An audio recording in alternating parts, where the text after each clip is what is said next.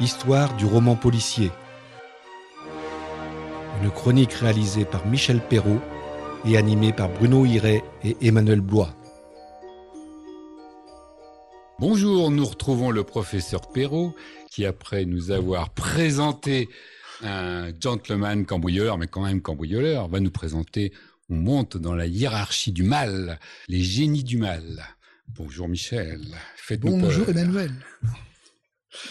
Alors, quand on lit des romans policiers, le plus souvent les héros, c'est l'inspecteur de Scotland Yard, le détective privé, ou alors le journaliste, comme le journaliste du Courrier de la Mayenne. Oui.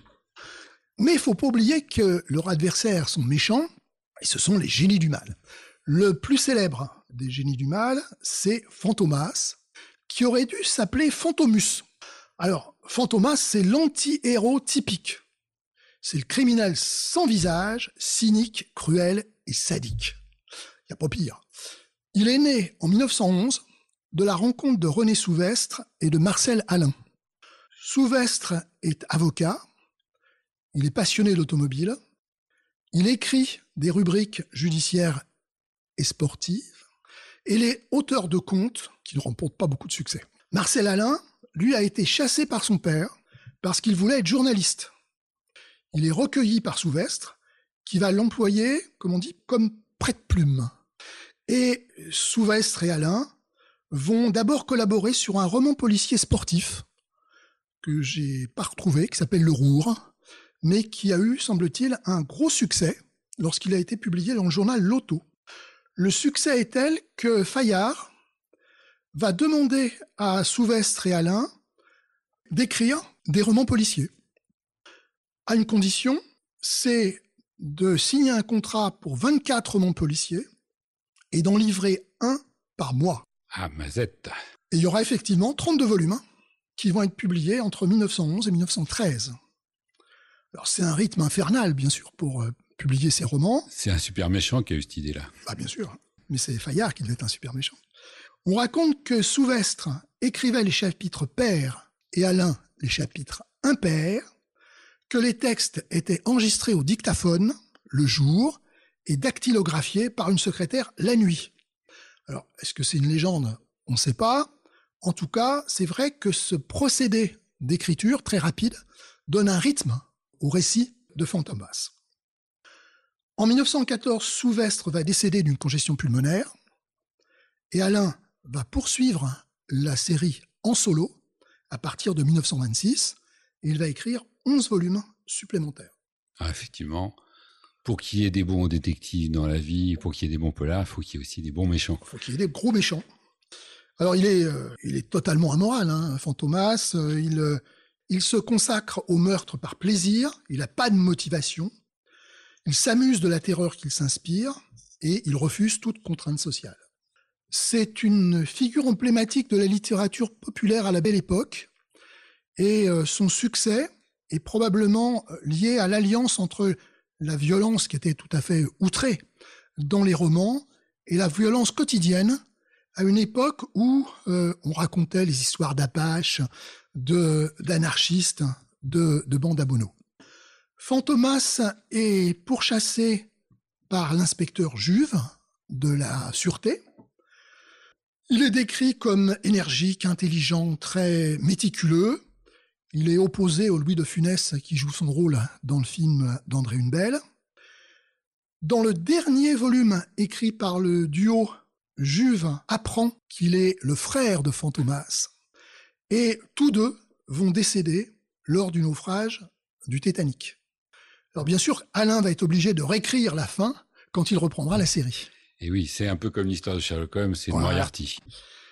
Alors, l'autre personne qui pourchasse Fantomas, c'est Charles Rambert. Charles Rambert est plus connu sous le nom de Jérôme Fandor. Il est le fils de 2 victimes de Fantomas. Il a été accusé à tort d'un meurtre et c'est pour ça qu'il a changé d'identité. Fandor est fiancé à Hélène et on apprendra qu'Hélène est en fait la fille de Fantomas. C'est une histoire de famille, tout ça. Et en beau-père, il essaye de protéger sa fille en l'arrachant aux journalistes. Ah, ça, faut se méfier des journalistes, c'est bien connu. Le visage et l'identité de Fantomas sont inconnus. On se rappelle le dessin de couverture du premier volume de la série. Il est représenté en smoking, haute forme, loup de velours noir, à la main un poignard ensanglanté. Et il enjambe Paris. Il ressemble un peu à Lupin. Mais les auteurs préféraient l'image du rat d'hôtel, avec un collant noir, une cagoule où on ne voit que ses yeux. En aucun cas, il n'est décrit comme un extraterrestre ridicule au visage bleuâtre dans un film qui malheureusement a donné cette image de Fantomas. Et qui a eu pourtant beaucoup de succès. Qui a eu beaucoup de succès. Bon, allez, disons qu'il a eu aussi du succès dans les librairies. Alors, il a eu beaucoup de succès dans les librairies pendant toute cette période de la Belle Époque, mais on voit que ça revient périodiquement. Lupin est réédité périodiquement. Il y a eu en 1975 Julio Cortázar qui a publié un Fantomas contre les vampires des multinationales et il a donné l'image d'un héros de la justice sociale. Est-ce que Fantomas était effectivement la terreur des bourgeois, des bien-pensants et l'idole du peuple? Ça fait penser à Casa del Papel. Par exemple. Et puis, alors, il y en a un qui est plus rigolo, c'est Pierre-Henri Camille, qui a imaginé un duel entre Spectras, bon, c'est Fantomas, et loufoque Holmes. Et puis, je me suis posé la question, c'est Fantomette, l'héroïne de la Bibliothèque Rose, est-ce qu'elle est parente avec Fantomas? C'est une question qui mériterait une réponse. Exactement, mais je ne l'ai pas. Le cinéma s'est emparé de Fantomas. Il a eu d'emblée un succès avec les films de Louis Feuillade en 1913. Feuillade a fait une sorte de parodie en 1915 avec Les Vampires, qui est un film qui a été un énorme succès. Et ce succès a été sûrement dû à la présence de Musidora dans le rôle de l'égérie des bandits, où elle apparaissait justement cagoulée en collant noir, et elle était, semble-t-il, d'un érotisme troublant. Louis Feuillade, pour se faire pardonner, va réaliser Judex en 1916, qui est l'image positive de Fantomas, c'est le justicier à la cape, et qui a inspiré The Shadow, et qui a inspiré Batman. Alors, la trilogie André Hunebelle, moi je dirais qu'il faut l'oublier. Ah, celle-là, elle vous plaît pas. D'accord. Alors, ça a surtout rien à voir avec les romans de Fantomas. C'est venu comme ça, un petit peu n'importe où. Bon, j'allais dire quand même qu'on va attribuer des circonstances atténuantes à ce pauvre Fantomas, qui n'est pas un super méchant, comme on va le voir maintenant avec l'autre, celui de l'Asie. Avec le docteur Fu Manchu. Alors, le docteur Fu Manchu, c'est le génie du mal d'origine chinoise. Ça a été imaginé par Sax Rohmer en 1913. Alors, Sax Rohmer, c'est son nom de plume. Il s'appelle Arthur Henry Sarsfield Ward. Il a été influencé dès son plus jeune âge par l'égyptologie et l'ésotérisme.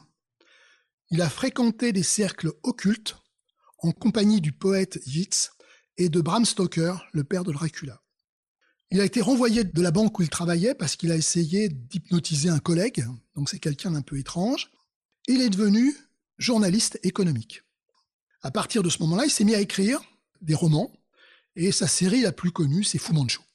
Fu Manchu, c'est la cruauté asiatique telle que le conçoit l'occidental. Il est souvent accompagné par les étrangleurs Tog, ceux qu'on trouve dans Rocambole.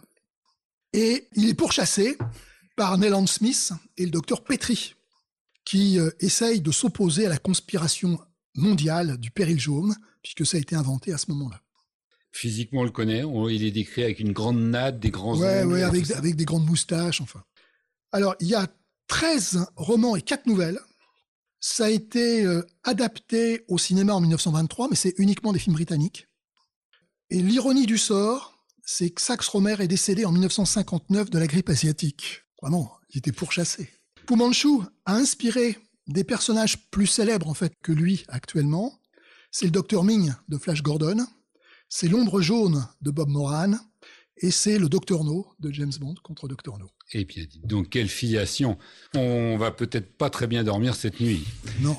Alors la semaine prochaine, au contraire, on va reprendre des forces. À la semaine prochaine.